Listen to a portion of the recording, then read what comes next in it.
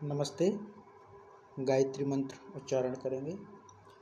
ओम भूर्भुवः स्वः तत्सवितुर्वरेण्यं भर्गो देवस्य धीमहि धियो यो नः प्रचोदयात्।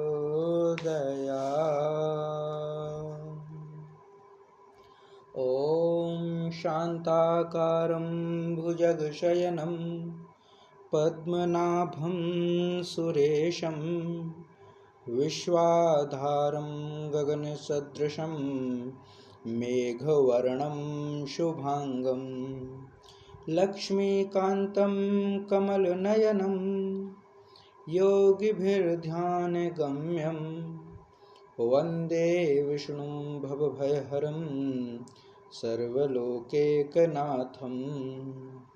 ॐ यं ब्रह्मा वरुणेन्द्ररुद्रमरुतः स्तुवन्ति दिव्यैः स्तवैः वेदैः साङ्गपदक्रमोपनिषदैः गायन्ति यं सामगाः। ध्यानावस्थिततद्गतेन मनसा पश्यन्ति यं योगिनो यस्यान्तं न विदुः सुरासुरगणा देवाय तस्मै नमः। देवाय तस्मै नमः। गीता माता ऑनलाइन कक्षा में आप सभी का स्वागत है।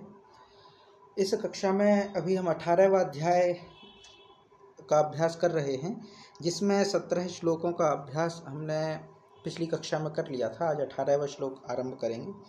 तो 17वां जो श्लोक था उसके भाव को समझेंगे और 18वें श्लोक की ओर बढ़ेंगे। 17वां जो श्लोक था उसमें था कि कर्तापन के अभिमान से रहित होने की बात भगवान श्री कृष्ण अर्जुन से कह रहे थे।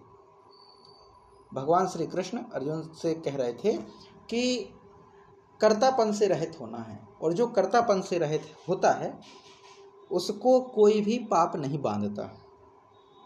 वह अगर सब लोगों को मार भी दे तब भी वह मारने वाला नहीं होता, क्योंकि वह कर्ता नहीं है, वह कर्तापन से रहित हो गया।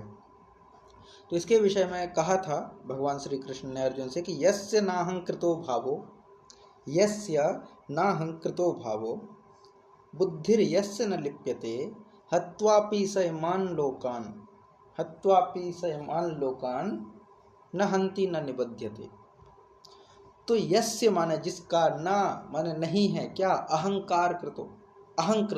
अहंकृतो माने करने वाला, अहम माने मैं हूँ, जिसका भाव ऐसा नहीं है कि ये सब करने वाला मैं हूँ, माने ये सब किए हुए कर्म का कर्ता मैं हूँ, ऐसा भाव जिसका नहीं है। और यस्य बुद्धिर्न लिप्यते, जिसकी बुद्धि इस संसार में लिप्त नहीं होती, जिसकी बुद्धि शुद्ध है, इस संसार में लिप्त नहीं है, इस संसार के जो स्वार्थ है, जो जितने भी दुर्व्यवहार हैं, दुर्भाव हैं, जिसकी बुद्धि प्रभावित नहीं है, लिप्त नहीं है संसार की बुराइयों से, वह व्यक्ति। और जो अहंकार नहीं है जिसको कर्तापन का, कि मैंने ये सब काम किया है, जो स्वयं को कर्ता नहीं मानता और जिसकी बुद्धि संसार में लिप्त नहीं है, वह यानी स माने वह, हत्वा माने मार कर, किसको, इमान लोकान, इन संपूर्ण लोगों को भी मार करके भी वह मारने वाला नहीं होता।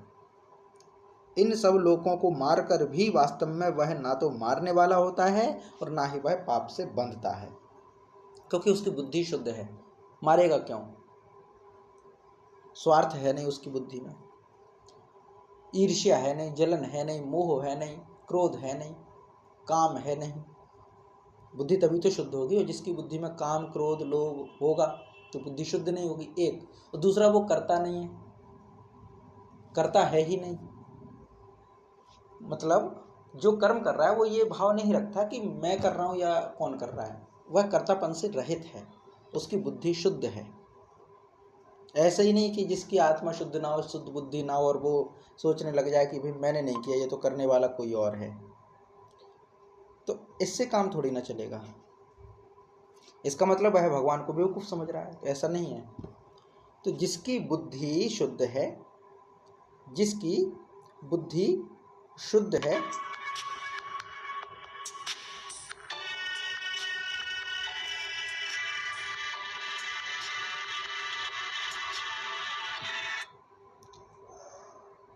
जिसकी बुद्धि शुद्ध है और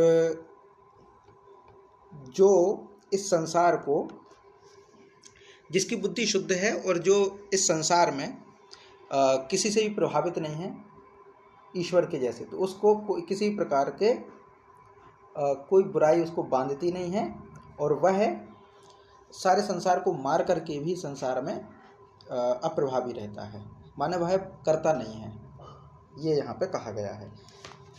इतना हो गया। अब आज जो है 18वां श्लोक आरंभ करेंगे। 17वां वही था कि यस्य नाहंकृतो भावो बुद्धिर यस्य न लिप्यते हत्वापि सयमान लोकान हंति न निबध्यते, ये हो गया। अब आता कर्म प्रेरणा और कर्म संग्रह क्या होता है। एक होती कर्म प्रेरणा और एक होता कर्म संग्रह। इसके लिए जो श्लोक है वह है ज्ञानम ज्ञेयम परिज्ञाता, ज्ञानम ज्ञेयम परिज्ञाता त्रिविधा कर्म चोदना करणम कर्म करतेति, करणम कर्म करतेति त्रिविधा कर्म संग्रह, त्रिविधा कर्म संग्रह। तो इसमें हमें क्या, कर्म की प्रेरणा और कर्म संग्रह दो चीज़ों को समझना है। तो इसमें कहा है ज्ञानम ज्ञेयम परिज्ञाता, तीन चीज़ें हैं, त्रिविधा, ज्ञानम ज्ञेयम परिज्ञाता त्रिविधा कर्म चोदना करणम कर्म करतेति, करणम कर्म करतेति त्रिविधा कर्म संग्रह। तो तीन प्रकार का कर्म संग्रह है। अब कर्म प्रेरणा जो है वो तीन प्रकार की कौन कौन सी है, तो इसके लिए कहा गया परिज्ञाता। परिज्ञाता का मतलब क्या होता है, ज्ञाता माने जानने वाला, ज्ञानी जो हो, जैसे कहते हैं ना सर्वज्ञाता, जो सर्वज्ञाता हो। सर्व का मतलब क्या होता है, संपूर्ण जिसको ज्ञान हो वो सर्वज्ञाता। परि का मतलब क्या होता है, चारों ओर, जो चारों ओर दिखाई दे उन सबका जानने वाला परिज्ञाता। जैसे पर्यावरण का अर्थ होता है ना परि धन आवरण, चारों ओर का जो आवरण है वो पर्यावरण है, वैसे ही परिज्ञाता जो चारों ओर का ज्ञान रखता हो वो परिज्ञाता है, माने जो जानने वाला है वो ज्ञाता है। और ज्ञान क्या होता है, अब ज्ञेय क्या होता है। ज्ञान माने होता है जिसके द्वारा जाना जाए वो प्रक्रिया ज्ञान है, जिसके द्वारा जाना जाए वह प्रक्रिया ज्ञान है, माने जिसके द्वारा जानने की क्रिया किया जाए। जैसे कहते हैं ना ज्ञान प्राप्त कर लिया, ज्ञान प्राप्त करने का मतलब प्राप्त करना एक क्रिया है। तो किसका ज्ञान प्राप्त कर लिया, तो कई बार हम कहते हैं कि हमने जो है शास्त्र ज्ञान प्राप्त कर लिया, तो इसका मतलब क्या है, शास्त्र को जानने का क्रिया की, हमने प्रक्रिया की, शास्त्र को जानने की प्रक्रिया की, तो वह कहलाया कि हमने शास्त्र को जान लिया, शास्त्र को जानने का कार्य किया। तो ये हो गया ज्ञान। तो एक होता परिज्ञाता जो ज्ञान प्राप्त करता, एक्टिविटी करता है, जो यानी जो ज्ञान प्राप्त करने की क्रिया करने वाला है वह क्रिया का कर्ता, माने ज्ञान का जो करता है वह परिज्ञाता है। और जो एक्टिविटी जो क्रिया है वह ज्ञान, माने जिसके द्वारा किसी चीज को हम जानते हैं। तो फिर तीसरा एक शब्द है ज्ञेय। ज्ञेय क्या है, जो जानने योग्य है वो ज्ञेय है, माने जानने में आने वाली वस्तु ज्ञेय है, ज्ञेय जिसको कहा गया है। तो एक होता है ज्ञान, एक ज्ञाता और एक ज्ञेय, तीन चीजें हैं। ये क्या करती है, कर्म के प्रति प्रेरणा देती है। ज्ञान, ज्ञेय और ज्ञाता। ज्ञाता माने जानने का काम करने वाला ज्ञाता, जानने वाला जो है वो ज्ञाता, जिसके द्वारा जाना जाए वो ज्ञान है, और जिस जानने में आने वाली जो वस्तु है वो ज्ञेय है। जैसे पीने योग्य पेय है ना, खाने योग्य खाद्य, न खाने योग्य अखाद्य, लिखने योग्य लेख्य, पढ़ने योग्य पाठ्य, जो पढ़ने योग्य हो। ऐसे ही है ज्ञेय। ज्ञेय माने जो जानने योग्य हो, जिसको हम जान सकते हो वो ज्ञेय है, और जो जानने का काम करता है वो परिज्ञाता यानी ज्ञाता है। और जो क्रिया है वो ज्ञान है, जिसके द्वारा हम जानते हैं वो ज्ञान है। तो ज्ञानम ज्ञेयम परिज्ञाता, ज्ञानम ज्ञेयम परिज्ञाता त्रिविधा कर्म चोदना करणम कर्म करतेति, करणम कर्म करतेति। तो पहले तो ज्ञान क्या करता है, कर्म के प्रति प्रेरणा देता है, तो कर्म का प्रेरक है। ये तीन ही हैं जो कर्म की प्रेरणा देते हैं, कर्म के लिए प्रेरित करते हैं कि हम कर्म क्यों करें। तो ज्ञान होगा तभी तो हम कर्म करेंगे, हम ज्ञाता हैं तभी तो कर्म करेंगे, हम ये वस्तु के प्रति कर्म करेंगे। तो ज्ञान, ज्ञेय, परिज्ञाता, ये तीन जो हैं वो कर्म के प्रति हमें प्रेरणा देते हैं कि अब तुम कर्म करो। ठीक है, अब कर्म का संग्रह कैसे होता है? कर्म के लिए प्रेरणा तो मिल गई, किससे मिल गई? तो कहते हैं कि ज्ञानम, ज्ञेयम, परिज्ञाता, तीन चीजें हैं जो हमें कर्म करने के लिए प्रेरणा दे दी कि अब कर्म करो। तो अब क्या कहते हैं कि करणम कर्म करतेति, करणम कर्म कर्ता इति, कर्ता इति संधि हो गई तो करतेति, तो करणम कर्म कर्ता, ये तीन चीजें जो करणम कर्म कर्ता, त्रिविधम कर्म संग्रह। कर्म का संग्रह कैसे होता है? हम कहें कि हमने इतना कर्म संग्रह कर लिया, तो कैसे कर लिया? तो बोले तीन तरीके हैं, तीन प्रकार हैं जिनके द्वारा हम कर्म संग्रह करते हैं। तो कौन कौन? तो कहते कर्ता। कर्ता कौन होता है? तो कर्म करने वाले का नाम कर्ता होता है। जैसे कहते हैं ना कि हम ये काम कर रहे हैं, खाना खाया, मोहन ने खाना खाया, तो खाना खाने की क्रिया करने वाला कौन? मोहन। तो मोहन कौन हुआ? कर्ता। तो काम करने वाला जो होता है वो कर्ता होता है, काम करने वाला जो होता है वो कर्ता होता है। तो कर्ता ये हो गया। कर्ण क्या होता है? तो जिसके द्वारा कोई क्रिया की जाए वो करण होता है, जिसके द्वारा कोई क्रिया की जाए वो करण होता है, माने साधन, साधन। और कर्म क्या है? तो कर्म जो है वो क्रिया है। कर्म क्या है? तो कर्म है क्रिया। तो करणम कर्म करतेति त्रिविधम कर्म संग्रह, तीन तरह से, तीन अंगों के द्वारा कर्म का संग्रह होता है। कर्ण होगा, कर्म होगा, कर्ता होगा, तब कर्म कर पाएंगे, इससे कर्म का संग्रह होता है। कर्म की प्रेरणा मिलती है ज्ञानम, ज्ञेयम, परिज्ञाता। तो अब यहाँ पे देखिए कर्ता का संबंध किससे? परिज्ञाता। जो परिज्ञाता है वही कर्ता है, और जो ज्ञान है वही करण है, ज्ञान है वही करण है, और ज्ञेय है वही कर्म है, जो ज्ञेय है वही कर्म है। तो ज्ञानम, ज्ञेयम, परिज्ञाता, ये तो कर्म के जो प्रेरणा देने वाले हो गए, कर्म करने की प्रेरणा जहाँ से मिलती है। और करणम कर्म करतेति त्रिविधम कर्म संग्रह, तीन, अब ये जो है वो क्या है? तीन प्रकार के कर्म संग्रह है, कर्मों का संग्रह होता है। तो कर्ण, कर्म, कर्ता, ये तीन जो है कर्म का संग्रह करते हैं। तो कर्म प्रेरित कौन करता है हमें करने के लिए? ज्ञान।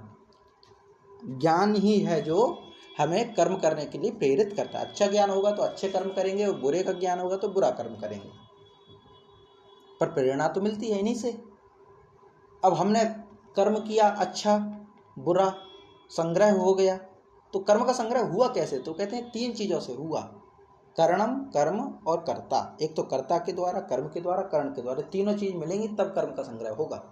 अकेला कर्ण कोई काम नहीं कर सकता, कर्म बिना कर्ता के नहीं हो सकता, और कर्ता बिना कर्म के, कर्ण के काम नहीं कर सकता। तो तीनों चीजें हैं, इसीलिए ये कहा गया। तो 18वें श्लोक का हम अभ्यास करते हैं, फिर आगे बढ़ते हैं कि ज्ञानम ज्ञेयम परिज्ञाता, ज्ञानम ज्ञेयम परिज्ञाता त्रिविधा कर्म चोदना, करणम कर्म करतेति त्रिविधा कर्म संग्रह, त्रिविधा कर्म संग्रह, ज्ञानम ज्ञेयम परिज्ञाता त्रिविधा कर्म चोदना, करणम कर्म करतेति त्रिविधा कर्म संग्रह, त्रिविधा कर्म संग्रह। जी, इसका पाठ कीजिए माता जी। ज्ञानम ज्ञेयम परिज्ञाता, ज्ञानम ज्ञेयम परिज्ञाता, त्रिविधा कर्म चोदना, त्रिविधा कर्म चोदना, कर्णम कर्म करातेति, कर्णम कर्म करातेति, त्रिविधा कर्म संग्रह, त्रिविधा कर्म संग्रह। जय मां। अब इसके पश्चात जो आगे भगवान कहते हैं, अर्जुन से फिर बतलाते हैं कि ये ज्ञान, कर्म और कर्ता, इनके विषय में क्या भेद हैं, क्या तीन भेद बतलाते हैं। तो कहते हैं ज्ञानम कर्म च कर्ता च त्रिधैव, त्रिधैव गुण भेदतः, ज्ञानम कर्म च कर्ता च, ज्ञानम कर्म च कर्ता च त्रिधैव गुण भेदतः, प्रोच्यते गुण संख्याने, प्रोच्यते गुण संख्याने यथा यथावच्छृणुतान्यपि, यथावच्छृणुतान्यपि। तो ज्ञानम कर्म च कर्ता च, ज्ञानम कर्म च कर्ता च त्रिधैव गुण भेदतः, प्रोच्यते गुण संख्याने यथावच्छृणुतान्यपि। तो अब क्या कहते हैं कि गुण संख्याने, गुण संख्या ने माने गुणों की संख्या करने वाले शास्त्र में, जो गुणों की संख्या बतलाते हैं उस शास्त्र में ज्ञान, कर्म और कर्ता, ज्ञान और कर्म तथा कर्ता गुणों के भेद से तीन तीन प्रकार के ही कहे गए हैं। तान अपि यथावत शृणु, उनको भी तू भली भांति सुन। शृणु माने सुन। तो गुण का जो विशेषता बतलाते, गुण की संख्या बताते, कितने गुण होते, कैसे गुण होते, किस प्रकार के गुण होते हैं। तो जो शास्त्र गुणों के विषय में ज्ञान देता है उसने ही ज्ञान के, कर्म के, कर्ता के तीन तीन भेद बताए हैं। तीन तीन भेद बताए हैं, सात्विक, राजसिक, तामसिक, सात्विक, राजसिक, तामसिक, सात्विक ज्ञान, राजसिक ज्ञान, तामसिक ज्ञान, सात्विक कर्म, राजसिक कर्म, तामसिक कर्म, सात्विक कर्ता, राजसिक कर्ता, तामसिक कर्ता, इस प्रकार से सबके लक्षण बताए हैं। तो अब इसके लिए कहा है कि अर्जुन अब उनको तुम सुनो। माने अब भगवान क्या है, सात्विक, राजसिक, तामसिक ज्ञान, सात्विक, राजसिक, तामसिक कर्म, सात्विक, राजसिक, तामसिक कर्ता, इन सब की विशेषताएं बतलाएंगे। तो इसके लिए कहा है कि ज्ञानम कर्म च कर्ता च त्रिधैव गुण भेदता, ज्ञान हो, कर्म हो या कर्ता हो, गुण के भेद से तीन तीन प्रकार के हैं। गुण के भेद हैं, माने ज्ञान के गुण कैसे हैं तो कौन सा होगा, कर्म का गुण कौन सा है तो कैसा होगा, कर्ता का गुण कौन सा है तो कैसा होगा, ये सब गुण के भेद से बताए गए हैं। तो ज्ञानम कर्म च कर्ता च त्रिधैव गुण भेदतः प्रोच्यते गुण संख्याने, प्रोच्यते, प्रोच्यते माने प्रउच्यते, प्रउच्यते कहे गए हैं, कहे गए हैं, गुण संख्या ने, कहाँ कहे गए हैं तो कहते गुण संख्या ने, ऐसे शास्त्र में जो गुणों के बारे में बतलाते हैं। तो गुणों की विशेषता बतलाए जाते हैं ऐसे शास्त्र में, इन सब के तीन तीन भेद गुण के हिसाब से कहे गए हैं। यथावत भली भांति, यथावत, तानी अपि, तान अपि, तान माने उनको, अपि माने भी, यथावत शृणु भली भांति सुन। तो ये कहा गया है कि उन सब गुणों को, उन सब गुणों के आधार पर जो ये कहे गए हैं उन सबको भली भांति सुन, यथा विधि, यथावत, जैसे सुनते आ रहे हैं वैसे ही सुनो। ये अर्जुन से भगवान कहते हैं। तो अब आगे जो है भगवान इन सब के विषय में बतलाने वाले हैं। तो अभी इतना ये अर्जुन को कहा कि अब तुम जो है इस विषय में सुनो। तो इसका हम पाठ करते फिर आगे बढ़ते हैं कि ज्ञानम कर्म च कर्ता च, ज्ञानम कर्म च कर्ता च त्रिधैव गुण भेदतः, त्रिधैव गुण भेदतः प्रोच्यते गुण संख्याने, प्रोच्यते गुण संख्याने यथावत् शृणुतान्यपि, यथावत् शृणुतान्यपि ज्ञानम कर्म च कर्ता च, ज्ञानम कर्म च कर्ता च त्रिधैव गुण भेदतः, त्रिधैव गुण भेदतः प्रोच्यते गुण संख्याने, प्रोच्यते गुण संख्याने यथावत् शृणुतान्यपि, यथावत् शृणुतान्यपि। जी, इसका पाठ कीजिए। ज्ञानम कर्म च कर्ता च त्रिधैव गुण भेदतः प्रोच्यते गुण संख्याने यथावत् शृणुतान्यपि। ज्ञानम कर्म च कर्ता च त्रिधैव गुण भेदतः प्रोच्यते गुण संख्याने यथावत् शृणुतान्यपि। जय मां। जय मां। इसके पश्चात अब भगवान, जैसे कि पहले भी बताया भगवान ने कि गुण के आधार पर तीन तीन प्रकार से ज्ञान, कर्म और कर्ता, इन तीनों के भेद हैं। तो सबसे पहले है ज्ञान। तो ज्ञान कौन सा, तो कहते हैं पहले सात्विक ज्ञान के लक्षण सुनो।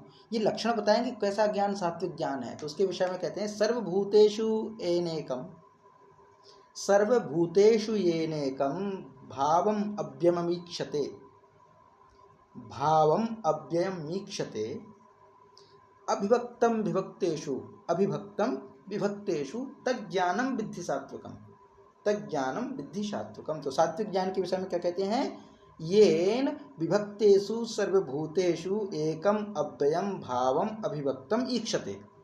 येन माने जिस ज्ञान के द्वारा मनुष्य विभक्तेषु यानी पृथक पृथक बटे हुए, सर्वभूतेषु सभी प्राणियों में, सभी प्राणियों में जो बटा हुआ है कौन, एकम अव्ययम भावम अभिभक्तम, सभी भूतों में एकम माने एक, अव्ययम, अव्ययम, अव्ययम माने अविनाशी, भावम माने परमात्म भाव को, अविभक्तम बिना विभाग के समभाव से, ईक्षते देखता है, तज्ज्ञानम सात्विकम विद्धि, उस ज्ञान को ही सात्विक ज्ञान मानो।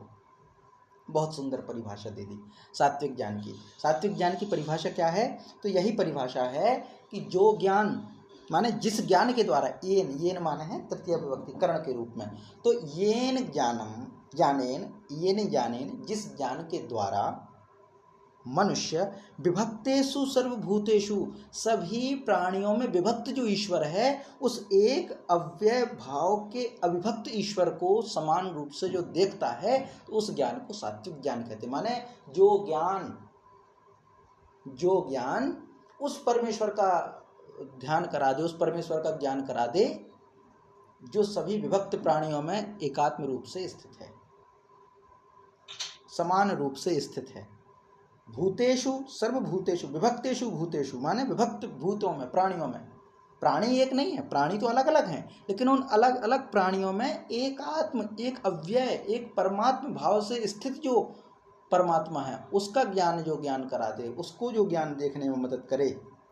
माने जिस ज्ञान की मदद से कोई पुरुष, माने किसी पुरुष को अगर सात्विक ज्ञान प्राप्त हो जाए तो वह पुरुष अलग अलग बटे हुए इन प्राणियों में जो परमात्मा है तो उस एक परमात्मा को ही समान भाव से देखेगा। माने सात्विक ज्ञान प्राप्त किया हुआ मनुष्य ये नहीं देखेगा कि ये प्राणी नीचा है या ये प्राणी ऊंचा है, वो यही देखेगा सब में एक ही ईश्वर है, सब में एक ही ईश्वर है और समान भाव से है, सब में ईश्वर की ही परछाई है। एक प्रसंग आता है उपनिषद गंगा में, जब भगवान श्री कृष्ण देखते हैं कि महाभारत का युद्ध समाप्त हो जाता है तो गांधारी का क्रंदन होता है। गांधारी रोती हैं कि मेरे पुत्र मारे गए, मेरे सभी संबंधी मारे गए, कौरव बंधु सब मारे गए। तो गांधारी कृष्ण पर टूट पड़ती हैं और कहती हैं कि मेरे बेटे युद्ध चाहते थे, पांडव युद्ध चाहते थे, पर तुम चाहते तो युद्ध रोक सकते थे वासुदेव, पर तुमने रोकने का प्रयास नहीं किया। इस पूरी तबाही के जिम्मेदार सिर्फ तुम हो। मेरे बेटे लालची थे पर तुम तो सब कुछ कर सकते थे, तुम तो तीनों लोक के स्वामी हो। मेरे दुर्योधन को किसी ने नहीं मारा, तुमने मारा है। मेरे दुशासन को किसी ने नहीं मारा, सिर्फ तुमने मारा है। पितामह भीष्म को किसी ने नहीं मारा, सिर्फ तुमने मारा है। तुम इस पूरी समस्या के कारण हो। अगर तुम चाहते तो निपटारा हो सकता था, लेकिन तुमने नहीं होने दिया। अब यहां से फिर द्रौपदी, वो क्षम्यताम, गांधारी श्राप देती हैं और कहती हैं कि जिस तरीके से आज मेरे ही वंश के दो परिवार अपने ही भाइयों को मार करके आपस में मार डाल रहे हैं, नष्ट कर दिया, मैं श्राप देती हूं कि तुम्हारा परिवार भी, तुम्हारा वंश भी इसी तरीके से लड़ मर के मरेगा। ये श्राप दिया था गांधारी ने। अब इस घटना को सुनने के बाद एक नाटक है, उसमें एक बहुत अच्छी बात कही है। ऐसा जब ये श्राप दे देती हैं गांधारी, तो फिर कृष्ण द्वैपायन वेद व्यास आते हैं और वो कहते हैं कि ये तुमने क्या किया गांधारी।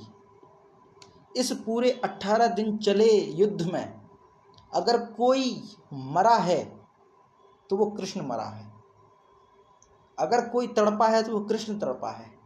मारने वाला कोई था तो वो कृष्ण था, मरने वाला कोई था तो वो कृष्ण था। कोई योद्धा जब घायल होकर गिरता था तो वो कृष्ण गिरता था, कोई रथ पे मरता था तो वो कृष्ण मरता था। मतलब कहने का मतलब क्या है, वेद व्यास की जो दृष्टि है शायद वही सात्विक ज्ञान की ओर इशारा कर रही है कि उनकी नज़र में सब में समान भाव से एक ही है, वो परमात्म भाव है, वो परमात्म बोध है, कृष्ण ही। अर्थात उसी से इशारा करके हम ये समझें कि यहाँ पे जो गीता जी में ये भगवान कह रहे हैं सात्विक ज्ञान का प्रभाव, तो सात्विक ज्ञान का अर्थ यही है कि विभिन्न खंडों में बटे हुए, विभिन्न वर्गों में बटे हुए जो प्राणी समुदाय हैं, मनुष्य अलग है, बंदर अलग हैं, जीव जंतु अलग हैं, जलचर, थलचर, नभचर अलग अलग हैं। तो भले हम प्राणी बटे हैं पर सब में एक ही परमात्मा का जो दर्शन कराने में मदद करे वही सात्विक ज्ञान है। तो सात्विक ज्ञान जिस मनुष्य को हो जाए वो भेदभाव नहीं करता, वो सब में एक ही परमेश्वर देखता है। और जो नहीं देख पाता, भले वो कितना ही बड़ा पूजित हो, भले वो कितने बड़ी पदवी पर हो, जब वो इस चीज़ को नहीं देख पाता, दूसरे के प्रति वैर रखता है, नफरत रखता है, द्वेष रखता है, तो उसको सात्विक ज्ञान नहीं है। और दंड देना और नफरत दोनों अलग चीज़ है। क्रोध करना और दंड देना दोनों अलग चीज़ है। दंड देने के लिए क्रोध की आवश्यकता नहीं है, दंड देने के लिए नफरत की आवश्यकता नहीं है, दंड देने के लिए द्वेष की आवश्यकता नहीं है। अपराधी है तो दंड दीजिए, पर द्वेष मत कीजिए, नफरत मत कीजिए। नफरत अपराध से कीजिए, अपराधी से मत कीजिए। ये है। तो यहाँ पे जो ये बात कही गई कि सर्वभूतेषु येनेकं भावम अव्ययम मीक्षते अविभक्तम सर्वभूतेषु तज्ज्ञानम विद्धि सात्विकम। तो जिस ज्ञान की मदद से कोई मनुष्य विभक्त विभक्त प्राणियों में एक ही अविनाशी परमात्म भाव अविभक्त को देखता है, उस ज्ञान को सात्विक ज्ञान कहा जाता है। वह ज्ञान सात्विक ज्ञान है। ये पूरा इसमें कहा गया है। तो इसका हम पाठ करते हैं कि सर्वभूतेषु येनेकं सर्वभूतेषु येनेकं भावमव्ययम् ईक्षते भावमव्ययम् ईक्षते अविभक्तं विभक्तेषु तज्ज्ञानं विद्धि सात्विकं सर्वभूतेषु येनेकं भावमव्ययम् ईक्षते अविभक्तं विभक्तेषु तज्ज्ञानं विद्धि सात्विकम। जी, इसका पाठ कीजिए माता जी।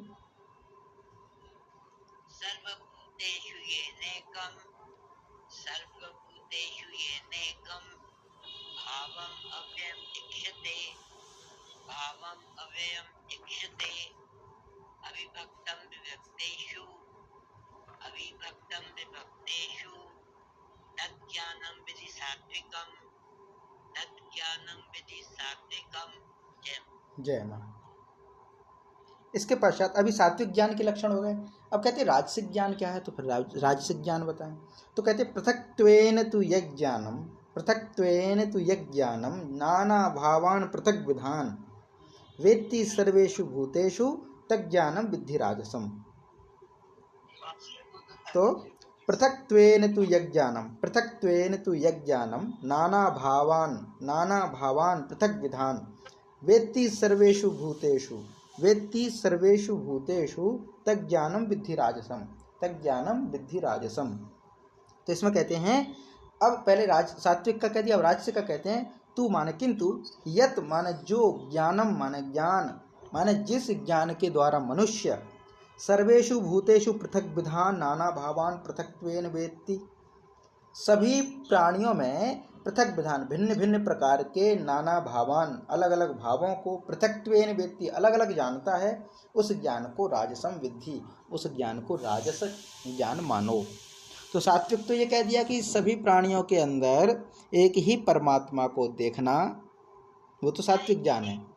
जिस ज्ञान की मदद से एक ही परमात्मा को हम देख पाए, भले अलग अलग प्राणियों में हो, तो वो सात्विक ज्ञान होता है।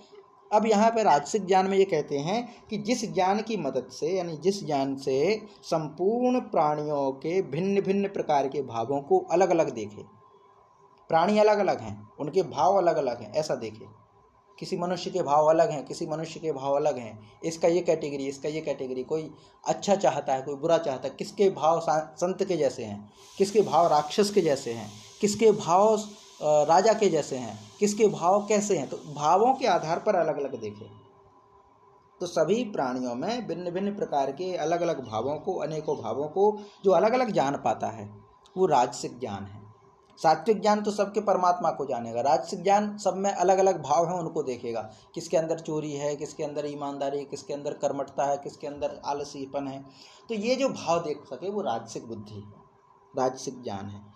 तो यत माने जो ज्ञान, जिस ज्ञान के द्वारा, माने ऐसा ज्ञान जिसके मदद से कोई मनुष्य सर्वभूतेषु, सर्व माने संपूर्ण, भूतेषु माने प्राणियों में, भूतों में, प्राणियों में, क्या पृथक विधान अलग अलग प्रकार के, भिन्न भिन्न प्रकार के, नाना भावान विभिन्न भावों को, भाव माने होता है हमारे विचार, भाव है ना, भावना। तो नाना भावान पृथक्त्वेन अलग अलग जानता है कि ये अलग भाव है, ये अलग भाव है, अभी हंस रहा था, अभी रो रहा है, अभी खुश है। तो इस तरह के अलग अलग भावों को जो जान पाता है वह राजसिक ज्ञान की मदद से है। उस ज्ञान को राजसिक ज्ञान जानो। तो सात्विक ज्ञान हो गया ईश्वर को देखना, एक ही ईश्वर है। राजसिक ज्ञान होता है कि अलग अलग भावों को अलग अलग प्राणियों में देखना, भिन्न भिन्न प्राणियों में भिन्न भिन्न प्रकार के भावों को अलग अलग जान पाना, ये राजसिक ज्ञान का लक्षण है। तो राजसिक ज्ञान होता है यहाँ पे। तो इसका हम पाठ करते सामान्य सा है अर्थ। इसमें ऊपर था अलग अलग प्राणियों में एक ही परमात्मा के लक्षण को जानना, सात्विक था। यहाँ पे जिस ज्ञान की मदद से संपूर्ण प्राणियों में, प्राणी संपूर्ण प्राणी हैं, उन सब में अलग अलग प्रकार के अलग अलग भावों को अलग अलग जान पाना कि अलग है, ये अलग है, ये अलग है, वह राजसिक ज्ञान होता है। तो पृथक्त्वेन तु यज्ञानम, पृथक्त्वेन तु यज्ञानम नाना भावान पृथक विधान, नाना भावान पृथक विधान, वेत्ति सर्वेषु भूतेषु, वेत्ति सर्वेषु भूतेषु, तज्ज्ञानं विद्धि राजसं, तज्ज्ञानं विद्धि राजसं। पृथक्त्वेन तु यज्ञानं, पृथक्त्वेन तु यज्ञानं नाना भावान् पृथक विधान, नाना भावान् पृथक विधान, वेत्ति सर्वेषु भूतेषु, वेत्ति सर्वेषु भूतेषु, तज्ज्ञानं विद्धि राजसं, तज्ज्ञानं विद्धि राजसं। जी, इसका पाठ कीजिए माता जी।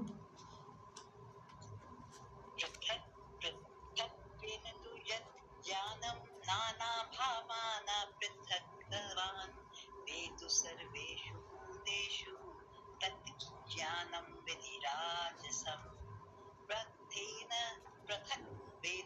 पृथक्त्वेन तु यज्ञानं नाना भावान् पृथक्तवान्, वेत्ति सर्वेषु भूतेषु तज्ज्ञानं विद्धि राजसं। जय माता। इसके बाद अब है तामसिक ज्ञान। सात्विक ज्ञान पढ़ लिया, राजसिक ज्ञान हो गया, अब तामसिक ज्ञान। तामसिक ज्ञान के बारे में क्या कहते हैं? यत्तु कृत्सनवत् एकस्मिन्, यत्तु कृत्सनमेकेस्मिन् कार्ये सक्तम हेतुकम् अतत्त्वार्थवदल्पं च तत्तामसम उदाहृतम। तो कहते तू माने परंतु, अब उससे अलग क्या है? यत माने जो ज्ञान, एकस्मिन कार्य, एक कार्य रूप शरीर में, कृत्सनवत संपूर्ण के समान आसक्त है। और आसक्त है मतलब जिस विपरीत ज्ञान के द्वारा मनुष्य क्षण भंगुर शरीर को ही आत्मा मानकर उसके भांति आसक्त रहता है, उसको कहा गया है। तो संपूर्ण के सदृश आसक्त है, तथा जो अहेतुकम बिना युक्ति वाला, तत्वार्थवत तात्विक अर्थ से रहित तुच्छ है, वह तामस कहा गया है। माने ऐसा ज्ञान जो कार्य रूप जो शरीर है उसके प्रति ही आसक्ति सिखाए, जो बिना हेतु के है, तत्व के अर्थ से रहित है, जिसमें कोई सार नहीं है ज्ञान में, जो बिना युक्ति बिना तर्क कुछ भी है, तत्व वाला ज्ञान नहीं है, वह तामसिक कहा गया। ये तुच्छ है, जिसकी कोई कीमत नहीं है। सबसे विशेषता ये बताई गई है इसकी, ऐसा ज्ञान जो कार्य रूप शरीर में ही आसक्त रहे, कार्य रूप शरीर में ही आसक्ति रखे, शरीर के प्रति ही आसक्त रहने वाला हो, शरीर की ही आसक्ति सिखाए। और जो ज्ञान बिना किसी तर्क का हो, बिना किसी सबूत प्रमाण का हो, जिसमें कोई तात्विक अर्थ ना हो, जिसमें कोई तर्क ना हो, जिसका कोई कारण ना हो। ज्ञान का भी कारण होता है कि हम ये चीज़ क्यों सोच रहे हैं, उसका क्या कारण है। ज्ञान प्राप्त करने का जो है प्रमा माने होता है ज्ञान, और प्रमा को सिद्ध करने के लिए होता है प्रमाण, प्रमा को प्राप्त करने का होता है प्रमाण। बिना प्रमाण के सिद्ध नहीं होती कोई चीज़। तो ईश्वर अगर है तो उसके भी प्रमाण दिए गए हैं, भले वो अनुमान के आधार पर हों, तो उसके भी प्रमाण होते हैं। पर्वत में अग्नि का प्रमाण करना, अनुमान करना है, तो हमें पर्वत में धुआं दिख रहा है, तो हम कह सकते हैं कि जब पर्वत में धुआं दिख रहा है तो इसका मतलब पर्वत में अग्नि भी होगी, क्योंकि धुआं और अग्नि एक साथ रहते हैं। तो पर्वत में धुआं दिख रहा है, इसका मतलब अग्नि होगी। तो ये भले अनुमान से देखा, भले हमें अग्नि नहीं दिखी, लेकिन धुएं की मदद से हमने अग्नि को ज्ञान प्राप्त कर लिया अग्नि का। तो वह जो ज्ञान है वो हेतु वाला है, उसका कारण है। जल ठंडा है तो उसका कारण है, अग्नि गर्म है तो उसका कारण है, उसका प्रमाण दिया जा सकता है। तो जो बिना प्रमाण के ज्ञान हो, जो तुच्छ हो, जिसकी कोई कीमत ना हो, जो तत्व से संबंधित ना हो, और जो शरीर को ही आसक्ति का केंद्र माने, शरीर को ही आत्मा माने, शरीर को ही अमर माने। जो क्षण भंगुर शरीर है उसके ही साजने संवारने में लगा रहे, संभालने में लगा रहे, वह तामसिक ज्ञान है जिसका कोई महत्व ना हो। और असुर लोग क्या करते हैं? असुर लोग यही तो हैं जो शरीर सुख को ही सब कुछ माने, शरीर ही अंतिम सत्य है, इसके पीछे ही लगे रहो, इससे आगे कुछ नहीं है। शरीर नष्ट, मोक्ष हो गया। शरीर जब तक है तब तक सुख सुविधाओं में, जितनी सुविधा सुख ले सको वही स्वर्ग है, और दुख मिले तो नरक है। और शरीर छूट जाए, मृत्यु हो जाए, वही स्वर्ग है, वही जो है मोक्ष हो गया। तो सुख मिलना माने स्वर्ग, दुख मिलना नरक, और मृत्यु होना मोक्ष है। ऐसे जो लोग माने वो तामसिक ज्ञान है। वो यही मानते हैं कि शरीर ही अंतिम सत्य है, इसकी सुख सुविधाओं के लिए जो कर सको वो करो। तो ये तामसिक ज्ञान है। तामसिक ज्ञान ही है जो कहता है कि सब कुछ हमारे लिए है, जितना हो अपने लिए खर्च करो, दुनिया की चिंता मत करो। यावत जीवेत सुखम जीवेत, जब तक जी रहा हो सुख से जियो, टेंशन मत करो कल की क्या होगा। ये फिलॉसफी है। तो तामसिक ज्ञान है ये। और सात्विक ज्ञान तो वो था कि सबके अंदर ईश्वर का भाव मानो। तो सात्विक ज्ञान में ईश्वर केंद्र में होता है, राजसिक ज्ञान में भाव केंद्र में होते हैं, तामसिकता में सिर्फ शरीर केंद्र में है। अब उनसे तर्क करो तो कोई तर्क नहीं है, शरीर अंतिम सत्य क्यों है तो कोई तर्क नहीं है, बिना तर्क का ज्ञान है। जिनकी कोई कीमत नहीं हो, जिसकी कोई कीमत ना हो, वह जो ज्ञान है वह तामसिक ज्ञान कहा गया उसको। ये तामसिक ज्ञान के लक्षण हैं जो शरीर को, कौन सा शरीर? कार्य रूपी शरीर, उसको ही आसक्त रहे, उसके प्रति आकर्षित रहे, शरीर को ही अंतिम सत्य माने, जिसके ज्ञान का कोई आधार ना हो, वह ज्ञान तामसिक ज्ञान कहा गया है। तो यत्तु कृत्सनम एकस्मिन्, यत्तु कृत्सनवत् एकस्मिन् कार्ये सक्तम हेतुकम, कार्ये सक्तम हेतुकम। तो ये जो है ना, यत्तु, यत्तु माने यत्तु कृत्सनवत्, कृत्सनवत्, कृत्सनवत् माने संपूर्ण के समान, एकस्मिन् कार्य, एक ही कार्य में, एक ही शरीर रूपी कार्य में आसक्त है। अहेतुकम ज्ञानम, अहेतुक ज्ञान जो है, और अतत्वार्थवित, अतत्वार्थवित माने बिना तत्वार्थ के, अल्पम, और जो अल्प है माने तुच्छ है, जिस ज्ञान का कोई महत्व नहीं है, वह तामस कहा गया है। तो यत्तु कृत्सनवत् एकस्मिन्, यत्तु कृत्सनवत् एकस्मिन् कार्ये सक्तम हेतुकम, कार्ये सक्तम हेतुकम, अतत्वार्थवदल्पम च, अतत्वार्थवदल्पम च, अतत्वार्थवदल्पम च, तत्तामसमुदाहृतम, तत्तामसमुदाहृतम। यत्तु कृत्सनमदे, यत्तु कृत्सनवत् एकस्मिन् कार्ये सक्तम हेतुकम, अतत्वार्थवदल्पम च, तत्तामसमुदाहृतम, तत्तामसमुदाहृतम। जी, इसका पाठ कीजिए माता जी। यत्तु कृत्सनवत् एकस्मिन्, यत्तु कृत्सनवत् एकस्मिन् कार्ये सक्तम अहेतुकम, कार्ये सक्तम अहेतुकम, अतत्वार्थवत् अल्पम च, अतत्वार्थवत् अल्पम च, तत्तामसम उदाहृतम, तत्तामसम उदाहृतम। जय। इसके पश्चात आगे अब ये ज्ञान के लक्षण हो गए, सात्विक ज्ञान, राजस ज्ञान, तामस ज्ञान। अब आता है कर्म। तो सात्विक कर्म, राजस कर्म, तामस कर्म। तो सात्विक कर्म क्या होता है? तो सात्विक कर्म के विषय में कहा गया है कि नियतम संगरहितम, नियतम संगरहितम, अराग द्वेषतः कृतम, अराग द्वेषतः कृतम, अफलम, अफल प्रेप्सुना कर्म, अफल प्रेप्सुना, अफल प्रेप्सुना कर्म, यत्तत् सात्विकमुच्यते, यत्तत् सात्विकमुच्यते। तो सात्विक कर्म के विषय में क्या कहा गया? यत् माने जो कर्म, यत् कर्म माने जो कर्म, नियतम, नियतम माने नियत है, किसके द्वारा? शास्त्र विधि के द्वारा। तो जो कर्म शास्त्र विधि के द्वारा तो नियत है, और संगरहितम, संगरहितम माने आसक्ति से रहित है, संग का मतलब आसक्ति है।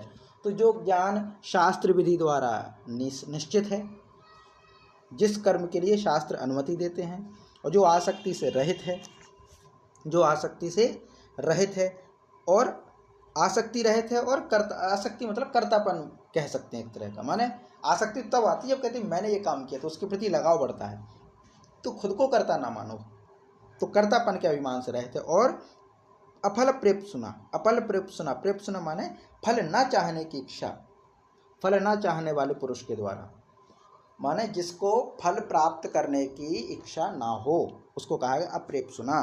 तो जो फल प्राप्त ना करना चाह रहा हो ऐसे पुरुष द्वारा किया गया हो कर्म, माने कर्म करने वाला कोई फल ना चाहता हो, जो कर्म शास्त्र विधि द्वारा किया गया हो, जो कर्म संग रहित हो, माने आसक्ति की रहित हो, आसक्ति ना हो, कर्तापन का आसक्ति ना हो कि मैंने ये किया, और जो अराग द्वेषतः, जो बिना राग और बिना द्वेष के हो, माने ना तो ज़्यादा प्रेम ना ज़्यादा दुश्मनी, ऐसा कर्म, ना प्रेम के वशीभूत ना दुश्मनी द्वेष के वशीभूत हो, वह किया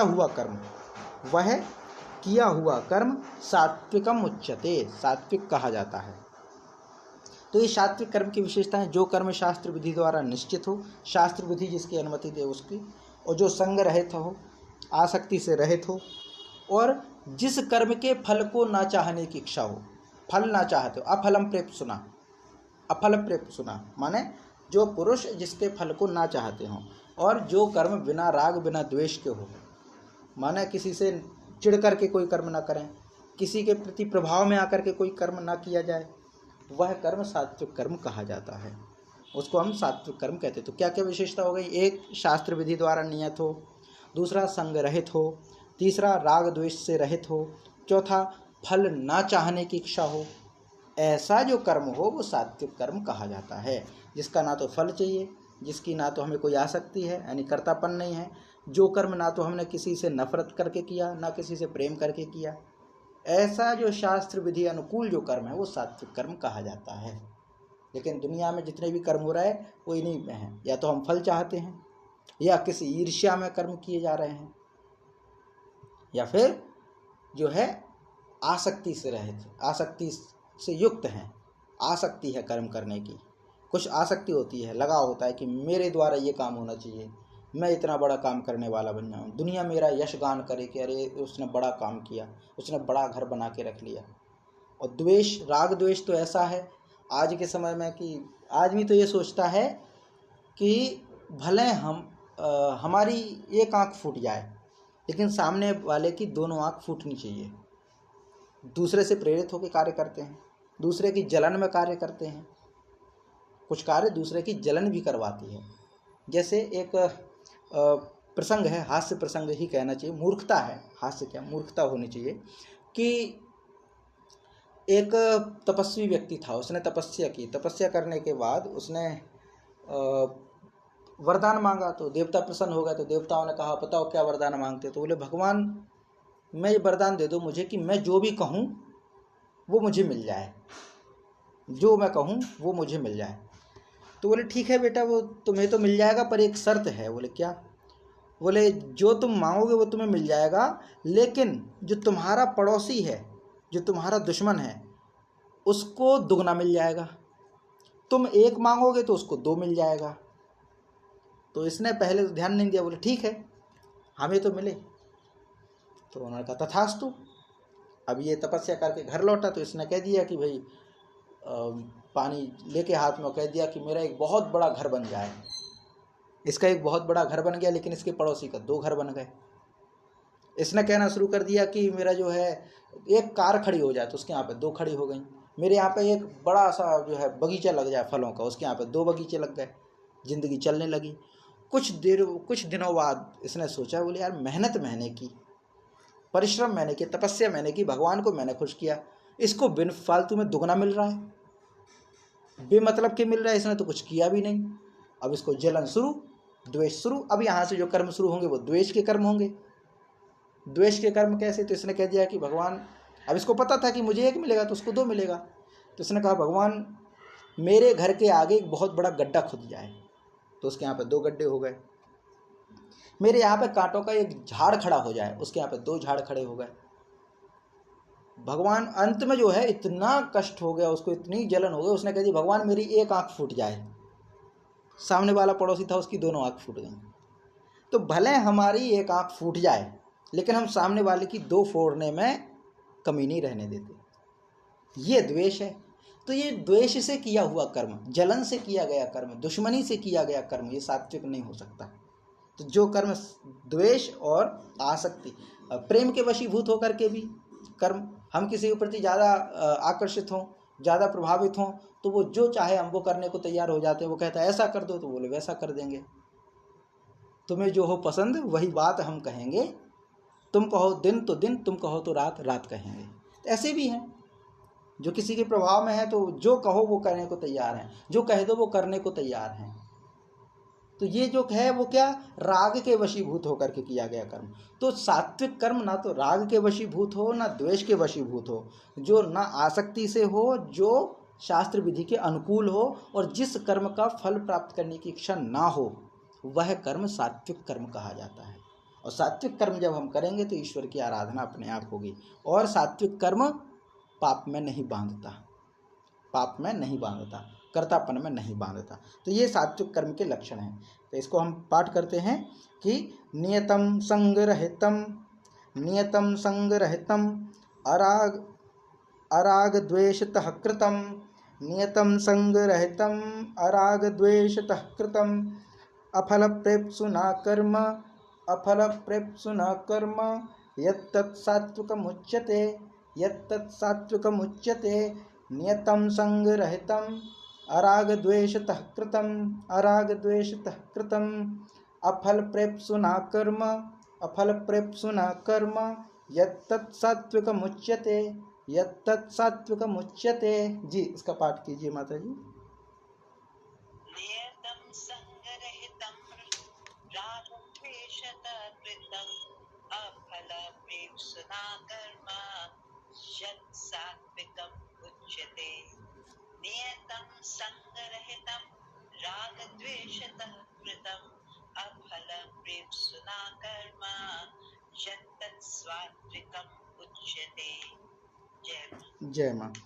तो आज जो है हम यहीं तक रखते हैं। आगे कल से हम जो है 24वां श्लोक आरंभ करेंगे। आज सात्विक कर्म तक रहते हैं। कल सात्विक कर्म को पुनः पढ़ते हुए राजस और तामस कर्म के बाद फिर जो है कर्ता, सात्विक कर्ता, राजस कर्ता और तामस कर्ता, ऐसे फिर आगे बढ़ेंगे। तो आज कक्षा यहीं तक रखते हैं। कोई प्रश्न हो तो आप जरूर प्रस्तुत कीजिए, बाकी फिर शांति पाठ करें।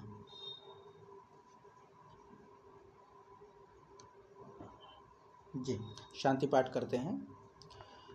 ओम सहनाववतु सहनौ भुनक्तु सह वीर्यं करवावहै तेजस्विनावधीतमस्तु मा विद्विषावहै। ओम शांति शांति शांति। नमस्ते माता जी, प्रणाम।